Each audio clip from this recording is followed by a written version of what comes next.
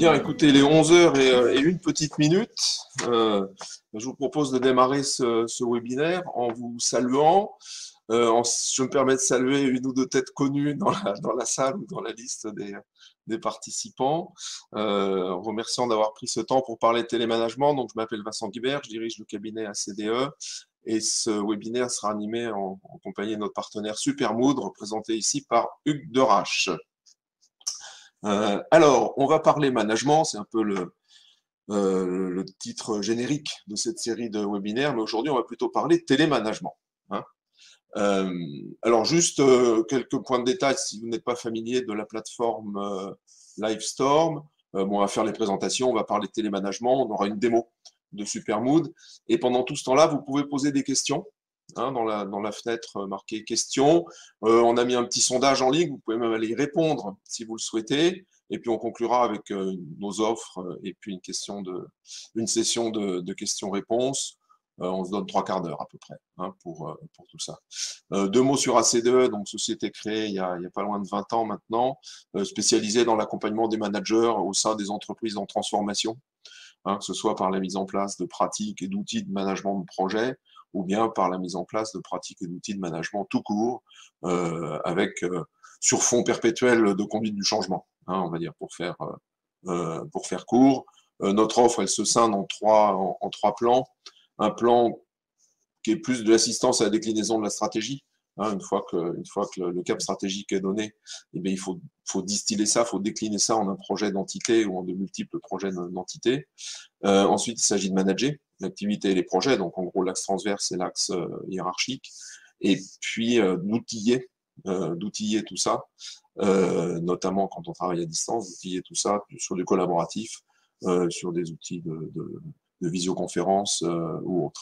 Si on zoome sur la partie manager son activité et ses projets, ce qu'on propose essentiellement là, c'est la constitution de référentiels de management, donc là encore, management hiérarchique ou management de projet, avec au préalable un état des lieux, avec quelques annexes, dont la mise en place du télétravail, dont la prévention des risques psychosociaux, puis ensuite toute une batterie de formations, formation gestion de projet, formation management de proximité, et au-delà de ça, un accompagnement dans le temps des managers, des chefs de projet, des product owners ou autres, voire l'animation de la mise en place et de l'animation de communautés de pratique. Nous, on n'est pas là pour s'incruster. Hein, chez nos clients, on est là pour leur donner la compétence et la capacité à faire vivre un management à la fois porteur de performance et porteur de bien-être pour les collaborateurs. C'est pour ça qu'on a appelé ça management équitable. Voilà. Bon, nos références, voilà, elles sont ici, un peu dans tous les mondes. La question du management et du management de projet, ça a ça de merveilleux, c'est que les problèmes sont à peu près les mêmes dans l'espace et dans le temps. Hein, donc, il y a une espèce de constante qui fait qu'il faut en permanence soutenir, accompagner les managers.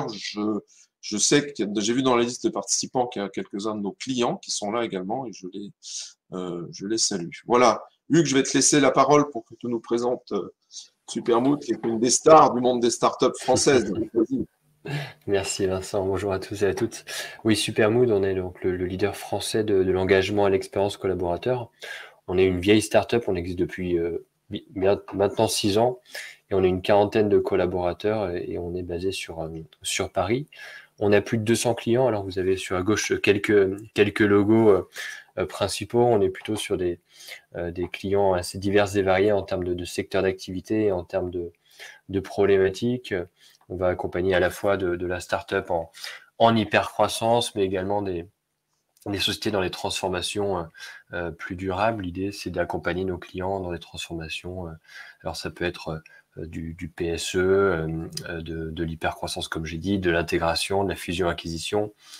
Et l'idée, c'est vraiment d'avoir de la clarté de côté collaborateur, vraiment d'avoir du feedback régulier des collaborateurs pour suivre, accompagner dans le temps les transformations. Donc, ça peut être soit par des audits ponctuels, notamment sur le télétravail, si on est actuellement sur la mise en place d'un accord télétravail ou le travail hybride. Mais ça peut être également sur de l'audit annuel ou du feedback régulier, ce qu'on appelle le Pulse aujourd'hui. Voilà pour Supermood. Je vous montrerai un peu plus tard comment ça se présente précisément. On verra ça tout à l'heure. Alors, 2 mots sur le télémanagement ou sur le management du télétravail. Il vous a pas échappé que dans télémanagement, il y a télé et il y a manager. Dans télétravail, il y a télé et il y a travailler. Donc, manager à distance, c'est d'abord manager, hein.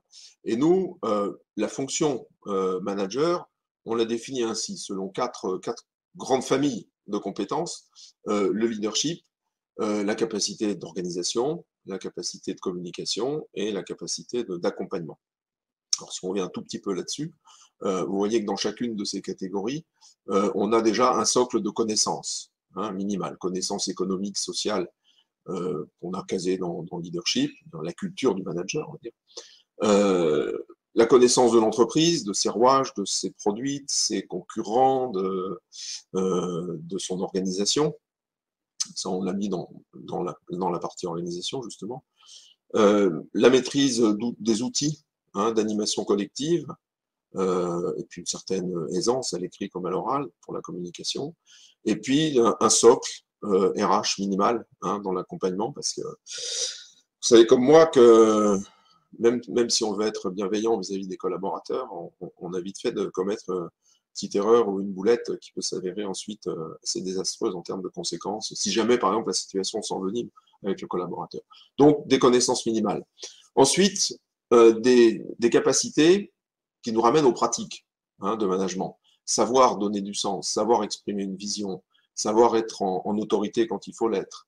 Ça, c'est pour le leadership. Savoir déléguer, organiser, piloter, etc., etc. La fonction traditionnelle, hein, du manager dans la vieille version du command and control. Et voilà, il n'y avait que ça, hein, je commande, je décide, il exécute. La capacité à formuler, hein, des messages pour la communication, et puis la capacité à accompagner. Aujourd'hui, tous les collaborateurs sont en évolution, hein, dans leur job, dans leurs capacités, dans leurs compétences. Donc, on attend du manager qui sache aussi accompagner. Au-delà du lancement de quelqu'un sur une tâche ou d'une délégation, hein, c'est ensuite l'écoute de ses difficultés, le fait de lui donner des tâches à la hauteur de ses compétences du moment, le fait de lui laisser prendre des marges d'autonomie, hein, petit à petit. Et puis, dans la troisième partie, qui est plus sur le savoir-être, hein, on va trouver des postures de charisme, d'inspiration, ça nous ramène à une notion d'exemplarité, des choses comme ça aussi dans le leadership. Ça nous amène à des capacités d'organisation personnelle et de disponibilité, quand il s'agit de s'organiser. Ça nous amène à un style, hein, la courtoisie, pareil, le manager qui garde chiourme, c'est terminé. Hein, on a même été jusqu'à éditer une charte de courtoisie au travail, je ne pensais pas qu'on aurait à faire ça au XXIe siècle. Mais bon. Et puis, ce climat de confiance et de bienveillance, qui ne veut pas dire que c'est le club med permanent, que chacun fait ce qu'il veut quand il veut, hein, notamment quand on parle du télétravail. Vous savez comme moi qu'il y a des règles, hein, il y a des chartes qui se mettent en place, et c'est pas l'employé qui décide le matin de se mettre en télétravail. Je parle de ça parce que j'étais hier chez un client, on est en train de mettre en place justement cette démarche, et la semaine dernière, il avait reçu à 9h du matin un mail d'un collaborateur qui lui dit aujourd'hui je suis en télétravail. Bon, eh ben non, ça peut pas fonctionner comme ça. Donc cette confiance et cette bienveillance, elle s'exprime bien sûr dans le style, mais elle ne se dispense pas d'un cadre, hein, et d'exigences qu'on va poser sur le collaborateur. Ces exigences et ce cadre de management, sans doute faut-il un petit peu le formaliser plus ou le renforcer, hein, quand on est à distance et quand on ne voit pas ses collaborateurs tous les jours. Hein. Mais retenons de ça que manager à distance, c'est d'abord manager, c'est un petit peu réorganiser son management, on va en parler. En particulier, c'est veiller à la prévention des risques psychosociaux, hein, qui peuvent être liés au télétravail. Donc, bon, depuis 1 an et demi, 2 ans même, parce qu'en région parisienne, on s'y était mis au télétravail au moment des grèves, là, en Noël 2019, hein, ça semble une éternité, mais on est tous passés par là. Ça veut dire qu'il faut prévenir un ensemble de risques qu'on ne voyait pas forcément s'installer quand les gens étaient sur site tout le temps, notamment des niveaux de vigilance sur 2 risques qui sont le risque de surcharge d'un côté, hein, et le risque d'isolement de l'autre. Là encore, en veillant, en étant extrêmement vigilant, hein, sur le style et la forme de communication, parce que bon, le manager stressé, il a vite fait de laisser échapper une parole, et puis s'il pense à son collaborateur qui est à l'autre bout, chez lui, dans un petit appartement ou dans un endroit où il y a du bruit avec les enfants et tout ça, il ne dure pas forcément les conséquences. Voilà, donc tout ça, ça nous incite, hein, je le disais, à formaliser un petit peu plus, et notamment, on va y revenir, à bien caler son plan de management, à bien respecter le droit à la déconnexion, à bien avoir des temps d'échange. Hein. Donc échange, ça veut dire on écoute, hein, dans les deux sens, on n'est pas que en transmission d'instructions. Voilà. Et puis savoir se ménager des temps de reconnaissance. Alors heureusement, on n'est plus en télétravail contraint ou subi, et on rentre dans des modes de télétravail qu'on va appeler mixtes. Hein. Et alors c'est là qu'on s'est permis voilà, de réfléchir un peu et puis de proposer une dizaine, hein, de thèmes, de clés, hein, pour mettre en place un télémanagement réussi. Alors, ce qu'on va vous montrer là, ça vient de l'expérience qu'on a avec nos clients, ça vient de ce qu'on a vu dans 2 accords nationaux interprofessionnels, ANI. Il y en a un qui est un petit peu passé sous silence, parce qu'il est sorti en février 2020, c'est l'ANI encadrement, qui est pas mal parce qu'il redéfinit la fonction de cadre. Déjà, on dépoussière un peu, hein, la terminologie. On parle de plus en plus de managers et de moins en moins de cadres, parce que dans beaucoup de conventions collectives, le manager, c'était celui qui encadrait ou qui avait encadré X personnes pendant X années.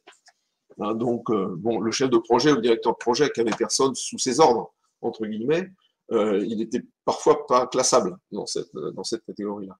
Donc, ça a intégré cette notion-là, ça a intégré les notions de l'émergence du numérique. Hein, et de mémoire, ça redéfinit le manager comme quelqu'un ayant une influence significative sur la bonne marche de son business et jouissant de certaines marges d'autonomie. Donc on le définit comme ça plutôt que en taille de l'équipe qui est encadrée. Hein. Alors on parle encore de cadre, de ci, de là, parce que dans le monde hospitalier ou dans la fonction publique territoriale ou d'État, bon, le cadre, ça veut encore dire quelque chose. Dans le privé, c'est un grade, effectivement, hein, c'est un grade, c'est une catégorie, mais ça s'efface en général derrière le contenu, hein, du rôle du manager. Voilà, donc on a pris ce qu'il y avait là-dedans, on s'est appuyé aussi sur les recommandations d'une association qui a existé il y a quelque temps autour de la charte du management équitable, hein, pour essayer de faire vivre ça à distance. Alors, la première de nos recommandations, c'est d'adapter son plan de management. Alors, le plan de management, qu'est-ce que c'est? C'est l'articulation sur un trimestre ou sur une année des différentes séquences qui vont rythmer, hein, la vie du manager.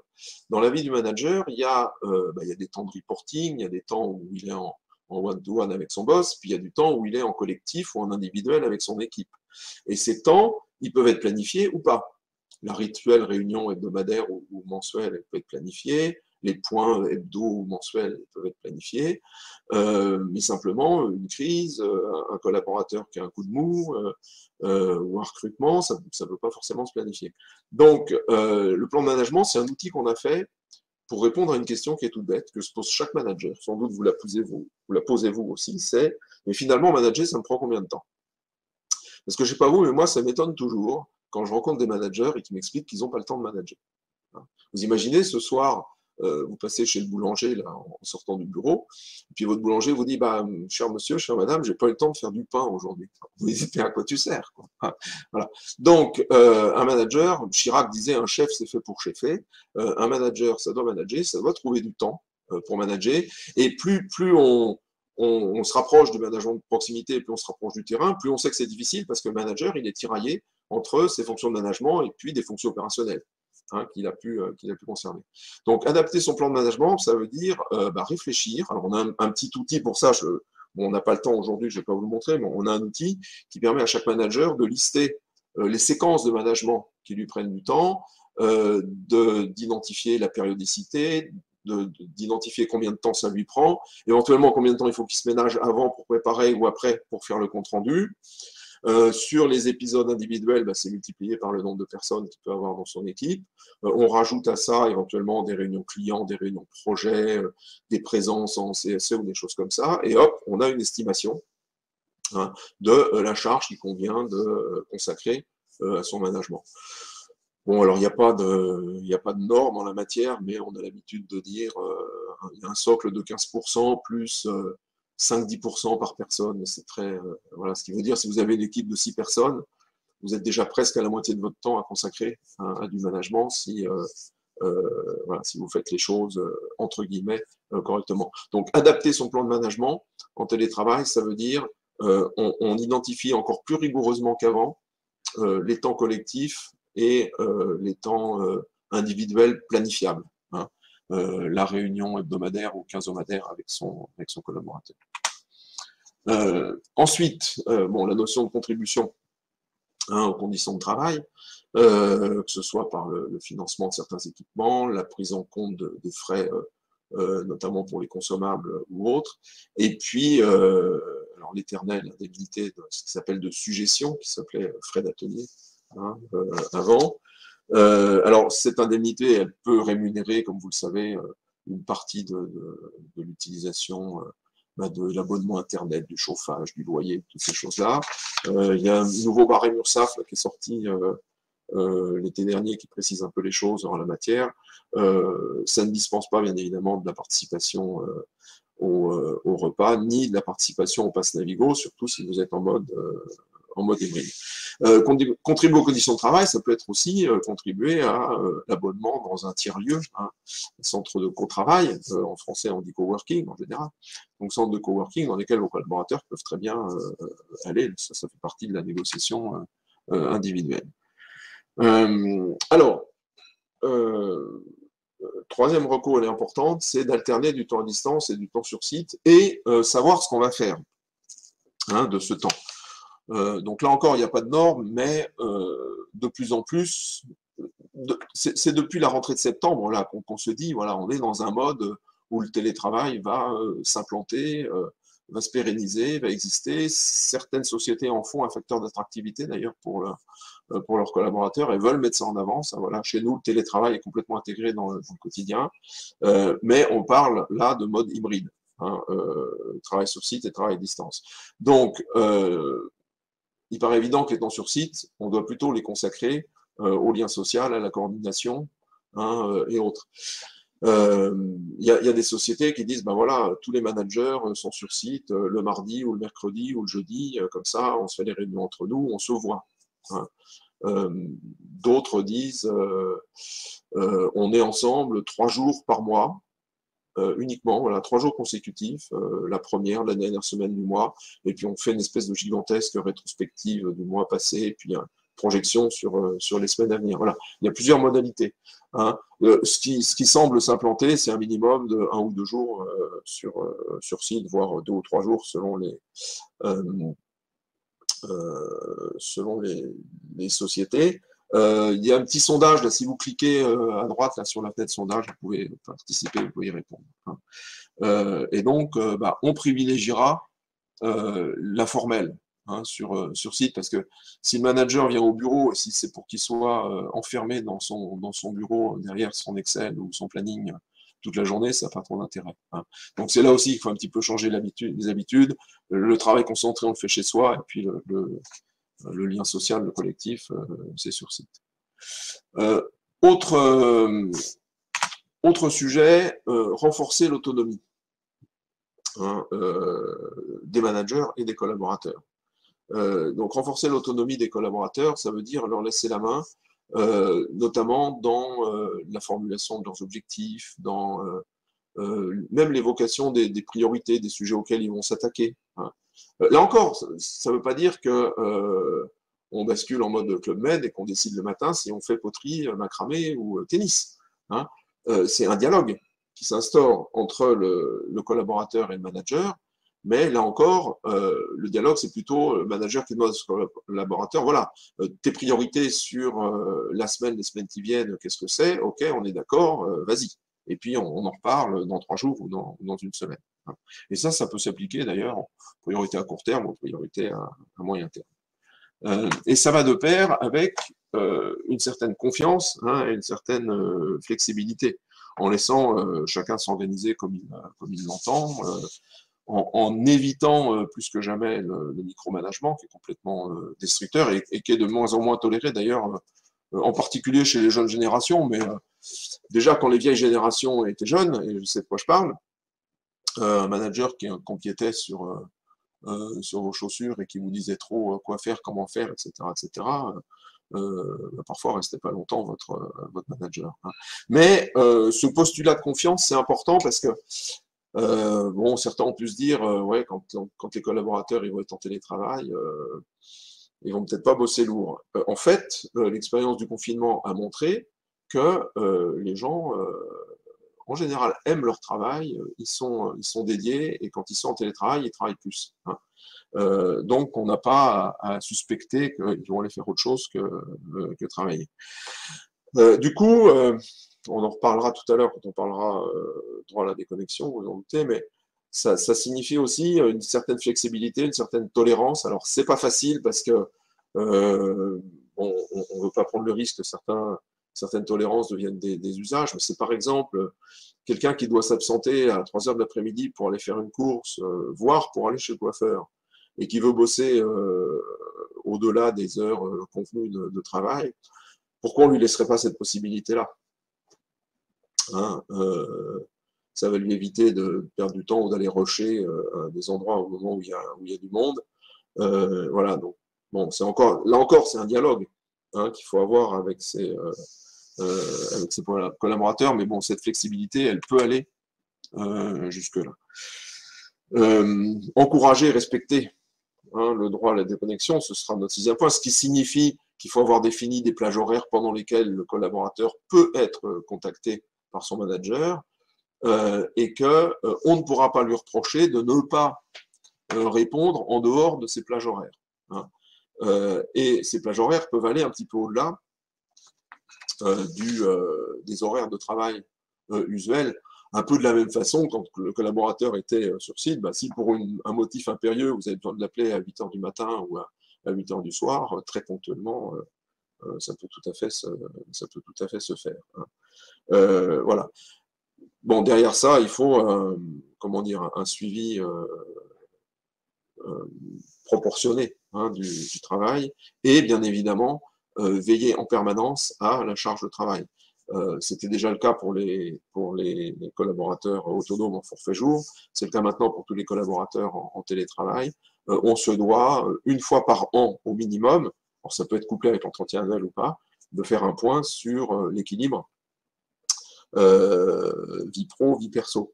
Là aussi, bon, on a mis au point quelques outils, hein, qui permettent aux collaborateurs de faire une espèce d'auto-analyse de son environnement de télétravail. Ça joue sur les activités déjà qui peuvent être télétravaillées, hein. Il faudra rappeler que ce sont des activités qui sont télétravaillables et pas des postes ou des rôles.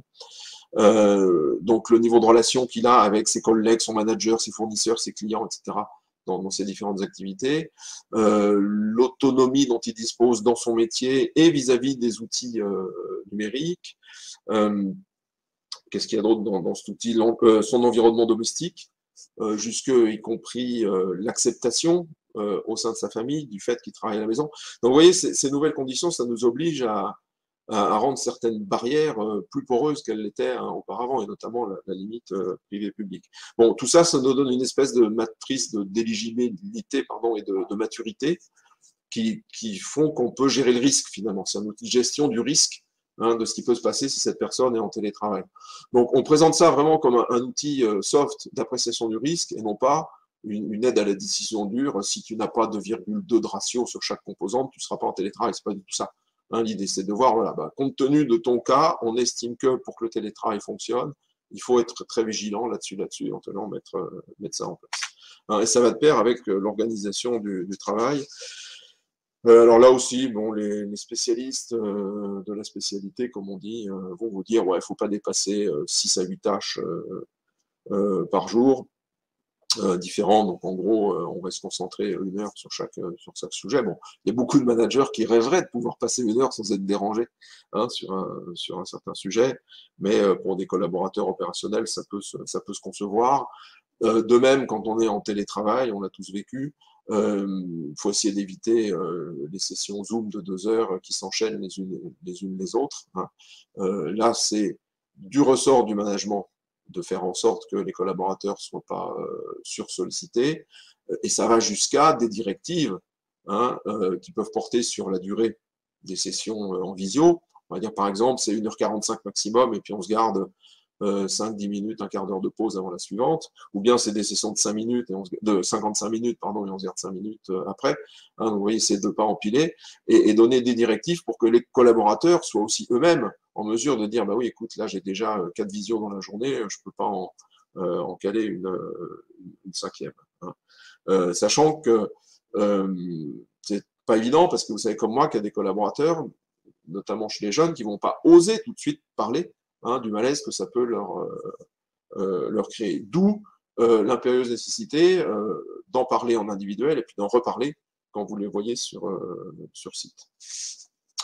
Voilà, on en vient justement aux outils de suivi qu'on recommande. Donc on va recommander 2 types d'outils. D'une part, un outil de suivi collectif, qui permet de prendre régulièrement le pouls des collaborateurs. Je ne vais pas en dire plus parce que c'est ce dont va nous parler Hugues dans quelques instants.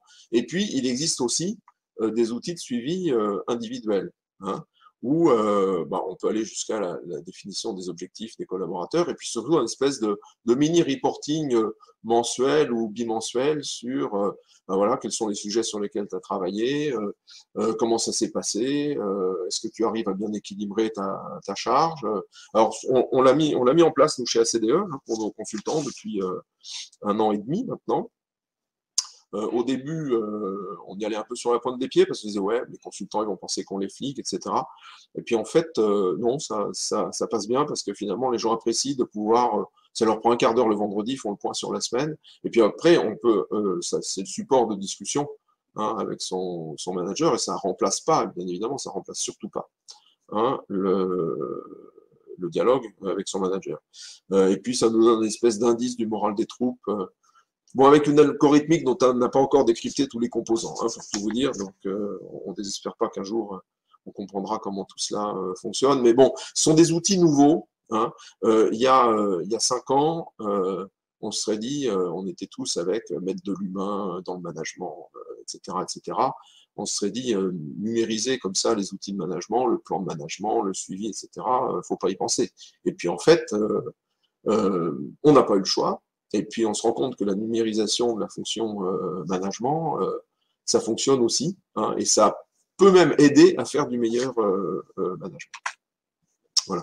Et puis, bon, en dernier, mais pas le moindre, multiplier la fréquence de diffusion d'informations sur la vie de l'entreprise, ses réussites, ses projets, ses perspectives, les choses comme ça. Faut garder en tête que Radio Moquette n'existe plus quand on est en télétravail. Alors bon, quand on revient un peu sur site de temps en temps, il y a encore de la machine à café, il y a encore du Radio Moquette, mais moins qu'avant. Donc, vous maîtrisez encore moins en tant que manager ce qui se dit dans votre dos. Donc, vous devez le préempter en diffusant fréquemment des informations sur la santé de l'entreprise, les choses comme ça, sur ce qui se fait. Voilà, donc bien modestement, cette dizaine de recommandations qu'on souhaite partager avec vous aujourd'hui. Voilà, il y a une belle infographie qu'on va diffuser sur les réseaux sociaux juste après. Alors, justement, le point 8, organiser un suivi collectif régulier du climat social. C'est le domaine de Supermood. Et donc, je vais tout de suite laisser la parole à Hugues. Merci Vincent. Alors, je vous partage mon écran pour que vous puissiez voir. Voilà, j'espère que vous le voyez bien. En quelques minutes, je vais vous montrer un peu les grandes fonctionnalités de Supermood. Je vous ai dit, l'idée, c'est vraiment d'avoir du feedback régulier de la part des collaborateurs pour avoir une clarté de ce que vivent, prendre le pouls au quotidien des collaborateurs, et derrière, pouvoir actionner, mettre en place des actions, soit pour engager les collaborateurs, soit pour aussi accompagner une transformation qui pourrait être un peu plus durable et dure parfois au sein d'une même structure ou au sein d'équipes particulières. Je voulais vous montrer plusieurs choses. Déjà, comment ça s'organise côté collaborateur. L'idée, c'est d'envoyer un mail à chaque collaborateur, et quand le collaborateur clique sur le lien qui est présent sur le mail, ça lui ouvre directement son espace de réponse. Donc, il n'a pas besoin de se connecter par des identifiants. L'idée, c'est d'éviter un maximum les frictions, et pour faire en sorte que derrière, il y a un taux de réponse qui soit le le plus important possible pour que vous ayez une manne d'informations, une richesse des retours. Donc, on voit des exemples ici de questions fermées avec des smileys qui sont volontairement assez neutres. L'idée étant d'avoir le moins de biais possible dans les réponses des collaborateurs. Alors, bien sûr, c'est un exemple. Hein, tout ça, c'est paramétrable sur votre espace de pilotage. Je pourrais vous montrer derrière, avec des exemples de questions vertes, des questions fermées, questions vertes avec questions fermées avec possibilité d'ajouter des commentaires, et l'INPS, donc ce score d'engagement qui va vous montrer quel est le niveau d'engagement ou désengagement des collaborateurs. On peut faire un rapprochement entre l'INPS, donc ce score d'engagement en interne des collaborateurs, et le NPS qui est finalement comment les clients notent leur expérience client. Donc il y a un lien très fort entre, bien sûr, des collaborateurs engagés et heureux au travail, forcément derrière vont délivrer une qualité de service qui, in fine, vont profiter aux clients finaux, et donc qui feront qu'il y a un lien très fort entre l'engagement en interne et les retours clients. Quand vous lancez des sondages, l'idée c'est d'avoir une solution qui est la plus flexible possible. Donc vous pouvez choisir à qui vous voulez envoyer les sondages. Est-ce que vous voulez envoyer un sondage vraiment global à l'ensemble des collaborateurs, ou plutôt cibler une équipe en particulier? Mettons, si pour l'équipe sales, vous êtes en train de retravailler l'ensemble du plan de commissionnement, ben forcément, il est intéressant de savoir en amont voilà, quelles sont leurs attentes aussi en termes de communication autour du sujet. Et puis derrière, une fois que vous avez lancé tout ce travail de refonte, ben voilà, comment suivre et dans le temps leur intérêt, et puis voir quel est leur niveau d'engagement en temps réel pour anticiper parfois un désengagement ou un turnover ou des risques psychosociaux. Enfin, l'idée, c'est vraiment d'avoir un outil qui permet de piloter en amont l'ensemble des données et d'avoir un vrai retour sur investissement rapide. Je vous montre par exemple un certain nombre de questions que vous pouvez utiliser. Hein. Quand vous utilisez Supermood, vous avez une bibliothèque de questions qui est mise à votre disposition, triée par grande thématique, grand levier de l'engagement. Et donc, ça vous permet, par le biais de questions, alors bien sûr, ça va dépendre de votre contexte, mais par exemple, j'ai un exemple, si vous voulez travailler sur votre marque employeur et donc à la fois attirer des nouveaux collaborateurs, inscrire dans le long terme vos collaborateurs, voilà, travailler sur l'évolution avec des questions fermées, mais aussi des questions ouvertes sur qu'est-ce qui ferait que tu te projetterais encore davantage ces 2 prochaines années. L'idée, c'est d'avoir aussi des retours intéressants de la part des collaborateurs et des collaboratrices, bien sûr. Et que si vous ne trouvez pas votre bonheur dans toute cette bibliothèque de questions, vous puissiez ajouter vous-même vos propres questions et choisir d'avoir des questions ouvertes, fermées, enfin, vraiment très, très, très, très flexible.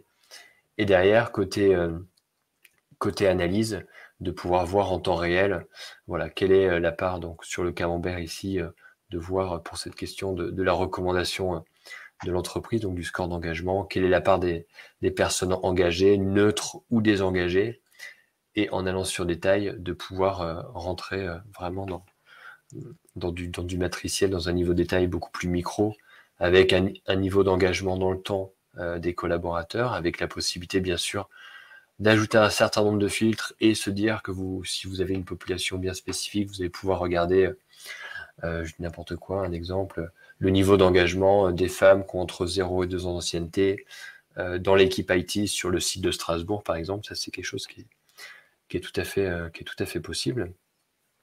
Et vous retrouvez donc une analyse de la disparité qui vous montre quels sont les filtres qui ont finalement une disparité, donc des écarts les plus importants en termes de résultats. Donc on voit les équipes les moins engagées, les plus engagées, le détail des équipes, et derrière toute l'analyse des verbatims, qui est une analyse automatisée via des algorithmes pour vous permettre d'avoir un filtre également par thématique qu'on voit ici, mais également par sous-thématique. Donc si je clique sur conditions de travail, avoir l'ensemble des sous-thématiques liées aux conditions de travail et la possibilité de réagir aux commentaires soit en mettant super l'idée, je travaille dessus ou merci. Donc ça va être plutôt une réaction à sens unique. Soit peut-on en discuter et auquel cas le collaborateur ou la collaboratrice peut choisir d'y répondre en ayant le nom du RH ici ou du manager bien sûr pour pouvoir y répondre. L'outil, ça me fait penser, est complètement confidentiel, c'est-à-dire que ça garantit à la fois une protection côté collaborateur dans toutes les réponses qu'il va pouvoir apporter, et puis pour vous derrière en tant que manager ou RH ou même comité de direction, selon les niveaux d'utilisation de Supermood, ça vous garantit aussi des réponses qui sont les plus authentiques et les plus sincères. Voilà, j'avance assez rapidement, je sais qu'on a un timing à respecter. On est bon. Merci. L'idée derrière, c'est bien sûr d'avoir du feedback collaborateur, mais également d'en faire quelque chose et d'actionner rapidement des choses pour utiliser, profiter finalement, vous avez généré de l'attente quand vous avez parlé et communiqué sur Supermood. Et donc, bien sûr, l'idée, c'est d'actionner rapidement des actions. Pour tout ça, bien sûr, on vous accompagne. Hein. Vous avez un account manager qui vous est dédié et référent chez Supermood et qui vous aide vraiment du démarrage sur quelle est votre stratégie de questionnement, quelles sont vos attentes, quelle utilisation vous imaginez de l'outil. Vous donnez aussi des billes sur ce qui se passe, ce qui se fait dans les autres structures ou dans les autres entreprises du même type ou du même secteur d'activité pour aussi profiter de notre expertise et vous accompagner bien sûr sur comment lancer des sondages, comment les analyser et puis dans la durée d'utilisation de Supermood pouvoir vous accompagner au mieux si vous avez des questions, des remarques, des interrogations. Sur les actions, vous avez la possibilité d'ajouter vos actions, de les timer en mettant, voilà, j'ai mis telle action en place à telle date pour telle population et voilà les actions que j'ai mises en place. Et du coup, ça vous fait un lien direct entre les actions que vous avez mis en place. Donc là, on voit un certain nombre d'actions et le score d'engagement, le niveau d'engagement lié. Et donc, ça vous montre tout de suite si les actions que vous avez mis en place ont un impact ou non sur le niveau d'engagement de vos collaborateurs.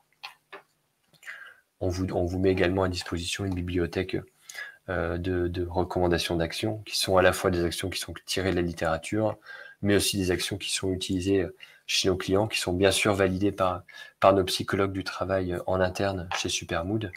Et donc par un système de filtre, vous avez pas mal de thématiques, vous avez plus de 300 actions. Et donc vous pouvez choisir là où les actions qui ont le plus de sens et qui sont bien sûr également les plus adaptés à votre contexte, à votre façon de fonctionner. Voilà pour Supermood. Vous avez également, j'en parle très rapidement, la possibilité d'envoyer un super like.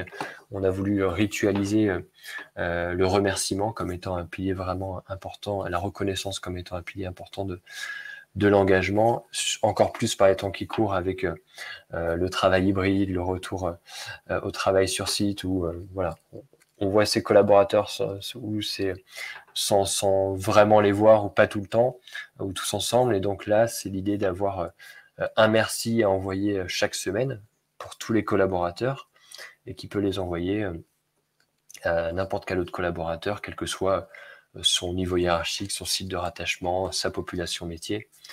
Et vous, derrière, ça vous permet de pouvoir suivre en temps réel toutes les interactions qu'il y a en interne et voir s'il y a des effets de silo, voir comment l'information se communique également en interne. Alors, je vais vous montrer par exemple un exemple de super like.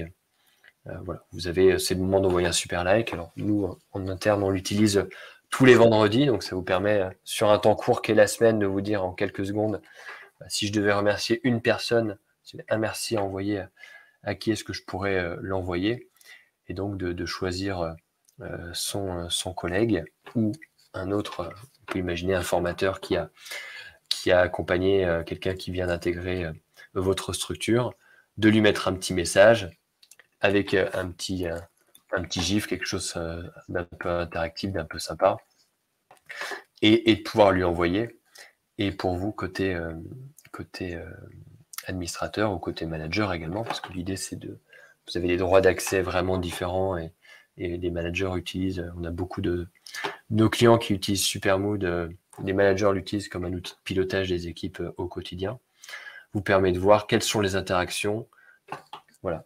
Combien il y a eu d'envois de super likes, à qui est-ce qu'ils ont été envoyés. Alors là, on n'est pas du tout sur du nominatif, mais plutôt par catégorie. Hein, donc, vous retrouvez un peu les filtres que je vous ai montrés précédemment. Et donc, de voir s'il y a des équipes désengagées, de voir si en plus d'être désengagées, par exemple, est-ce qu'elles communiquent bien entre elles, mais également vers les autres? Est-ce qu'il n'y a pas des effets de silo? Et de pouvoir gagner du temps pour vous en tant que manager ou en tant que RH ou administrateur, et derrière pouvoir aller enlever ces effets de silo et rétablir de la communication en interne au sein des équipes qui seraient potentiellement désengagées. Voilà. Puis vous avez également la possibilité d'avoir un benchmark, de vous comparer aux autres structures de la même taille, de pouvoir faire des exports, de pouvoir faire finalement tout ce que vous voulez de cet outil. Je ne sais pas si j'entendais des pop-up dans mon oreille. Je vois qu'il y a des questions. Alors, je vais couper mon...